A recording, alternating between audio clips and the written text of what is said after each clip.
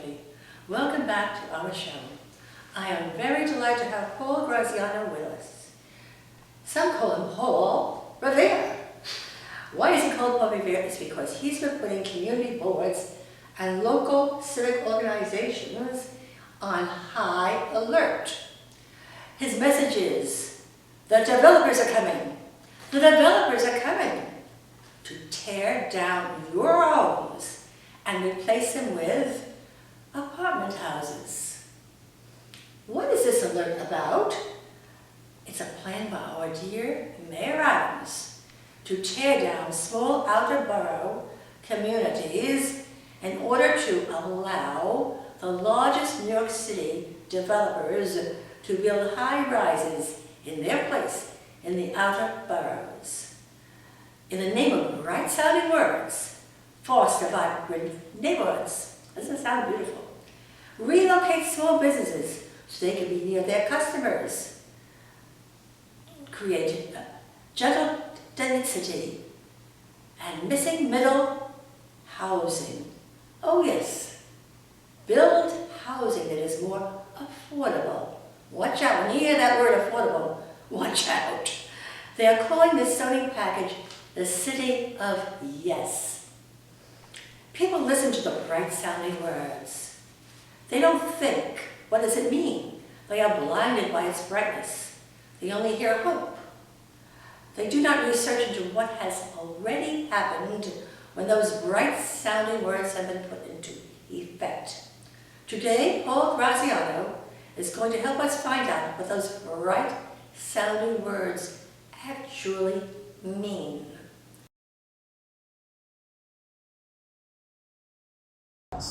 Which is what we are dealing with today.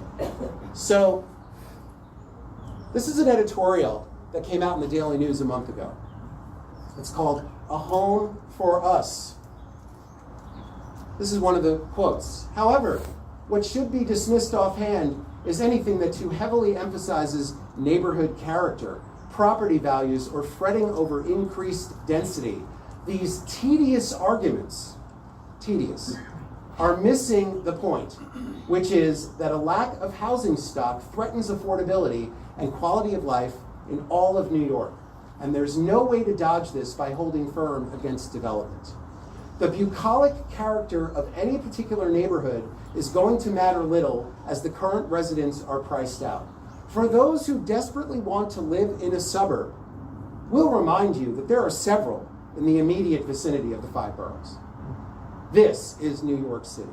So this is actually repeated in the New York Post, in the New York Times, and every major news outlet in the entire metropolitan area. This is the rhetoric and the buy-in from every paper, okay, and every news outlet. I want to show you this slide. This was from the City Council hearing from a few months ago. The Department of City Planning presented to the City Council, the Land Use Committee. Actually, it was the Zoning Committee. Kevin Riley, who's in the next district, I think, is the Zoning Committee chairman. So at that committee hearing, City Planning, the chair of City Planning, Dan Garodnick, sat there and said, "We did the most outreach that City Planning has ever done on this proposal. It's amazing. We did 175 meetings with community boards. 175. No one's ever done that before." Now, understand, we have 59 community boards in the city of New York. So if you do the math, it's 3 meetings per board. 3 meetings per board. Now, the economic portion of this proposal is 1,127 pages long. The housing portion, which was just certified 2 weeks ago, is 1,386 pages long. The information that they gave to the community boards was a half-hour to 45-minute presentation with 1-sentence explanations that were either lies or extremely misleading, okay?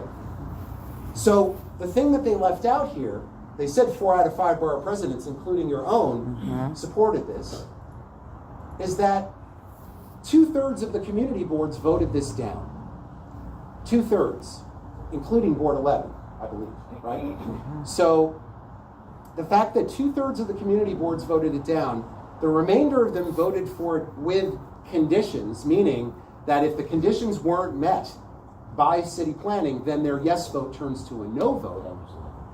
85% of the boards ended up being a no vote, and yet the Department of City Planning barely made any changes to this proposal. Now, the 18 proposals within the package of economic opportunity, some of them are devastating. Devastating. So let's show you how one of these interfaces with the housing piece of this. Okay, and I'm going to give you an example. So this is what they showed at the community board. They showed a soft lens picture. This is for corner stores, number 16 of the 18 proposals. Create a process to allow for small new bodegas and other locally serving storefronts in residential areas. Sounds like a, well, I mean, on the face of it, it's not a bad thought, maybe.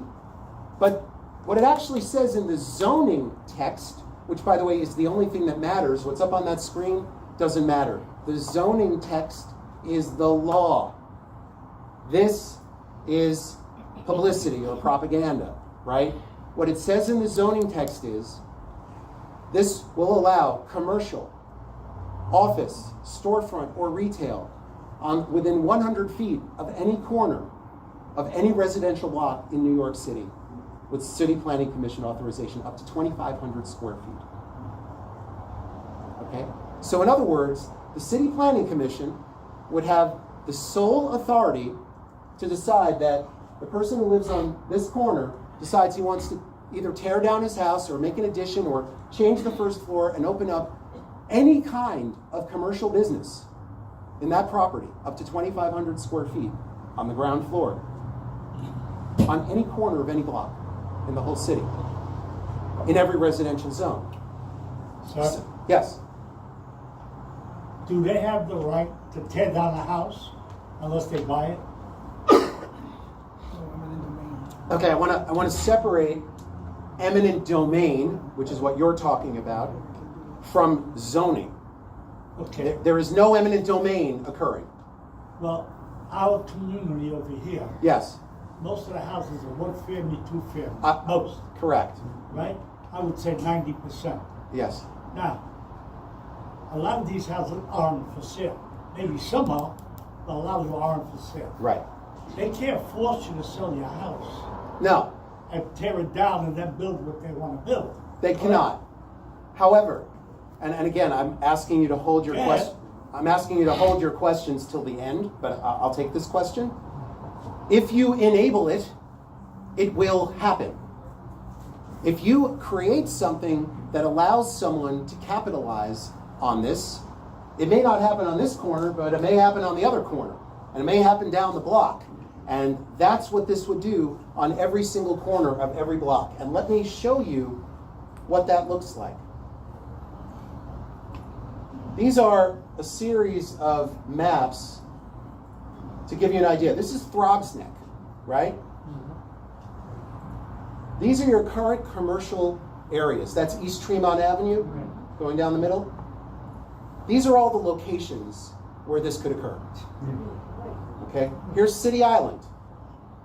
City Island Avenue, that's your commercial areas. These are all the locations where that could occur. This is Canarsie in Brooklyn. You have Flatlands Avenue and Rockaway Parkway. These are all the locations where this could occur. Right next to them, Bergen Beach, Mill Basin. Ridgewood, Queens, very dense area. A lot of commercial strips and a whole big commercial district. Okay. Kew Gardens in Queens. That's Lefferts Boulevard and Metropolitan Avenue. Forest Hills, near Forest Hills Gardens. That's the area in light blue is Forest Hills Gardens. Wow. The Baisley section of South Jamaica. And Howard Beach. Cross Bay Boulevard is that? But you never mentioned out Sir, again, please hold your questions. I am showing you the ones that I've done, but it's the same thing everywhere. I just showed you 9 different neighborhoods. You're number 10. I just didn't do it. I'm showing you a variety of neighborhoods around the city. It's the same thing everywhere. I'm showing you that in 3 different boroughs, in multiple locations in each borough. So please, I'm going to show you stuff specific to Pelham Gardens. So please, and again, please hold your comments and questions till the end. I don't see it. So this is what they showed to the city council. A lot more information, much closer to the actual zoning text. It actually says 2,500 square feet of commercial, 100 feet of an intersection, et cetera, et cetera. However, even there, it gives sole authority to the City Planning Commission, no environmental review, only that it will, quote, not produce objectionable effects. Who decides that? The City Planning Commission, right? And also, it says there, it needs community board approval. So a number of council members stood up and said, well, wait a second. If the community board votes it down, does that mean that city planning will vote it down? And for 5 minutes, he tried to avoid the question, and he finally stated, community boards are advisory only. That's right. So that's his answer. Okay. So this is Community Board 8 in Queens. Jamaica Estates, Holliswood, Kew Gardens Hills, Fresh Meadows, etc. The light yellow areas are single-family zoning. The orange is 2-family, and the whiter areas are the multifamily, mostly lower density multifamily areas. One of the key statements that was made by city planning was the reason that they're doing this is that approximately 265,000 New Yorkers currently live in areas where a new corner store could not be located within a quarter mile of their home. Now, that may sound like a lot of people, but 265,000 people is 3% of the population of New York City.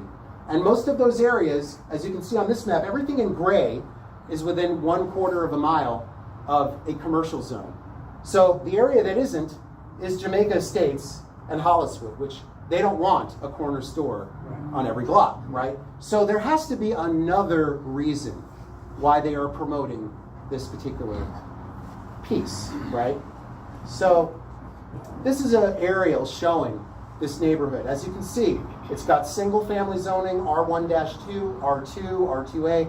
2-family, you have this in your area right here, R3X, which covers this whole section here, R4A, which also covers a good portion of your section, and R4, which you also have in this area, which is low density multifamily, okay? So let's focus on this little area that's outside of current quarter mile of a retail area. This is a typical street in Jamaica Estates. It's got big houses, some of them are really big houses. It's got a lot of green, a lot of trees, all single family homes. These are the locations where commercial could locate. Every one of those squares is where commercial could locate under that proposal. Just to give you an understanding, the lay of the land, okay? Let's look at this property. This is a property, and this I'm going to explain to you here, but understand this is exactly what the proposal is going to do to your community. So this is R1-2 zoning. It's single family zone, right? One family only.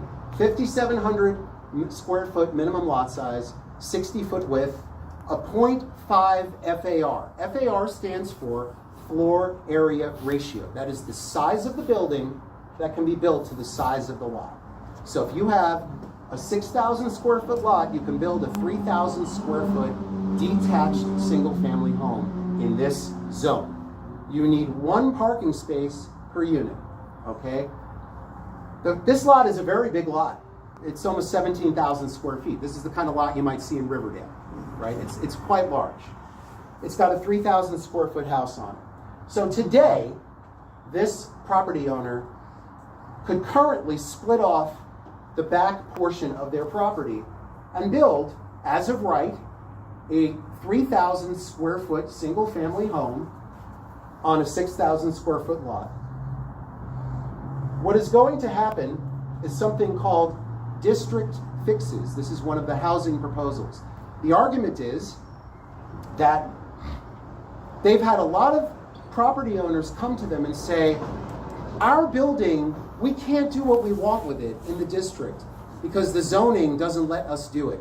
So they're going to fix the zoning. The fix is to destroy your zone. That is the fix. So what would happen in this zone? 5,700 goes to 4,750.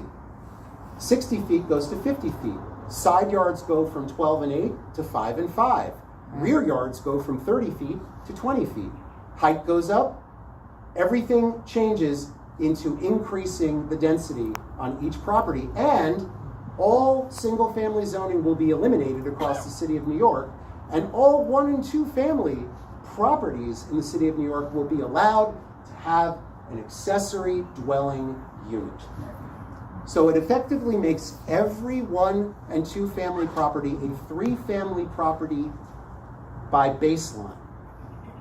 And let me explain what that is. An ADU is a basement, a cellar, an attic, an extension to your home, a garage conversion, or a house behind your house up to 800 square feet in your backyard. That is an ADU. That is what the governor has been trying to push for the last 3 years, and it is central to the city of Yes. So in this case, this 1-family home, which could subdivide today to create one more 1-family home, would have a minimum of 9 units. 9 units, 3 2-family homes plus an ADU, whether it's in the basement, the backyard, wherever. No parking required, because all parking requirements for new residential development will be eliminated, whether it is a 1-family home or a 30-unit apartment building. Because cars are evil. People who drive cars, you're all very, very evil. That is the public nonsense. The real reason is that parking costs developers money. Every parking space, according to the city, costs a developer an average of $67,500. I use the baseline number of 50,000 because it's easy to divide by, okay? So if you're building currently in an R6 zone, which you have some of in your community board, it's a pretty high density zone, and I'm building a 40-unit apartment building. Currently, I need to provide, as a developer, 20 parking spaces. I need to provide 50% of the units must have parking on site. So if you do the math, 50,000 times 20 is $1 million. Now, city planning swears that the reason that they're doing this is that if they remove parking requirements, well, then developers are going to build more housing. And I said, well, again, I'm the developer. Developers are businessmen, and the main way they want to make money is by doing as little as possible. They want to build, make their money, and disappear. So if now they can save $1 million on a project by not building parking, well, why would they want to take a chance, because there's risk involved in building, when they can just pocket that $1 million in profits versus building more units? And their response was, oh, no, you're wrong. They're going to build those units. So I guess there's something to be called for faith, but I don't believe it. I guess I'm too much of a cynic, knowing how developers work since I deal with them all the time. So that's going to be the baseline. Now let me show you what will happen if you are in a transit zone. This is the transit-oriented development. Transit zones are going to cover most of Community Board 11. The transit zone is a map that was created by the Department of City Planning. Sorry. Here we go. This is Community Board 11. The areas in orange are your 2-family zoning areas. These are the areas that were contextually rezoned in Morris Park, Pelham Gardens, etc. These areas are your lower density multifamily areas, your R32, R4, and R5 zones, which have a mix of 1 and 2 family homes, small apartments, and row houses. Okay? The transit zone See all the striped areas? Those are all the areas that are going to be covered by the transit zone. There's a blue map. The lighter blue is the two-family areas covered by the transit zone. The darker areas are the multifamily areas covered by the transit zone. What will the transit zone allow you to do? Well, if you're on a wide street, and the definition of a wide street is 75 feet wide or wider, you will be allowed to build an apartment building. As long as you have a large lot. You have to have a very large lot. Do you know what that definition of a large lot is? 5,000 square feet. So in other words, how many people live in a detached home here? Okay. Are your properties 30 feet wide, 40 feet wide, 25 feet wide? Okay, so let's say 25 feet wide. So if you're in a transit zone, a developer will need to buy two 25-foot wide detached homes to build an apartment building where that was. So that's on the wide streets. Every parcel will be a potential apartment building. On the narrow streets, which is less than 75 feet wide, the corner properties will allow them. However, the corner definition is you have to control the corner, but you can buy up 5 or 6 or 8 houses to connect to that corner, so it could be halfway into the middle of the block, as long as you have that corner. So these are your wide streets in Board 11. Every red street that you see there, that means every property could potentially be replaced with an apartment building as long as there's 5,000 square feet or more. Okay? So back to the other presentation. Jamaica Estates is in a transit zone. The vast majority of Jamaica Estates is in a transit zone. So this property, will now be able to become a 33-unit apartment building. Because if you take the 16,800 square foot lot and you divide it by a new number they're going to create called the dwelling unit factor, the DUF. Every multifamily zone has a dwelling unit factor. Every zone has a different one. They want to make all of them the number 500. Very easy to divide by, right? So now 16,800 divided by 500 comes out to the number 33. 33 units can be built there. Your lot coverage will increase from 40% right now, 35 to 40%, to 80 to 100% of the property. And remember, there's no parking required. So now, here's where the economic piece dovetails. I've decided, as a developer, that my units really need a retail store. So I'm going to petition the City Planning Commission and say, you know what? I'm going to get rid of a few of those residential units. I want to put in a 2,500 square foot coffee shop on the first floor. And they're going to say there's no objectionable effects because there are no cars, in theory, because there's no garage. Meanwhile, the cars are circling around looking for parking spots 24 hours a day. But there's no net increase in traffic, according to them. That's how these pieces work together to commercialize our communities and to densify our communities to the point where you won't recognize them. So let me continue. This is another one, campus commercial. Number 15, similar thing. They say, enable resident-serving retail services and maker spaces at NYCHA and other residential campuses. And they show a picture of a public housing building. But the text says, any property 1.5 acres or more, it doesn't have to have a building on it, just has to be 1.5 acres or more, can be divided by a street, it can be multiple parcels as long as it's in single ownership, can apply to have 15,000 square feet of commercial. 15,000 square feet of commercial in the middle of a residential area, anywhere in the city, okay? And it can be in the ground floor of a building. It could be a brand new building that's 1 story tall. It doesn't have to be in an actual building. At Community Board 10, when I presented about this back in the fall, in December, I brought this up to the board. And one of the board members asked the Department of City Planning, who was there that night, the actual director of the Department of City Planning for the Bronx was there, And they said, so let me get this straight.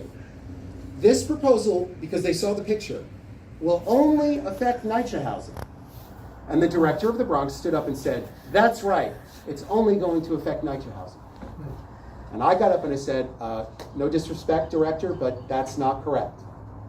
It's going to affect all properties 1.5 acres or more. Okay. This is what they showed City Council. Same thing, they gave a lot more information to the City Council. Same issue. So let's look at how this would work. Oops, I'm sorry. It's hard for me to see here. Apologies. The glare on the screen is causing me not to see these little arrows on the side of it. Okay. Anybody here know Bayside, Queens?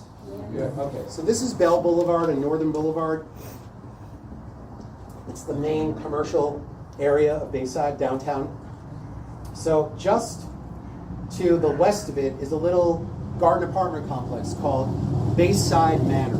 Now, the reason I'm bringing this up is because it's a rental complex. It's not a co-op or a condo. There are lots and lots of garden apartment complexes and even larger co-ops or condos or rentals with lots of green spaces mixed into their development. And why are those green spaces there? To enjoy them.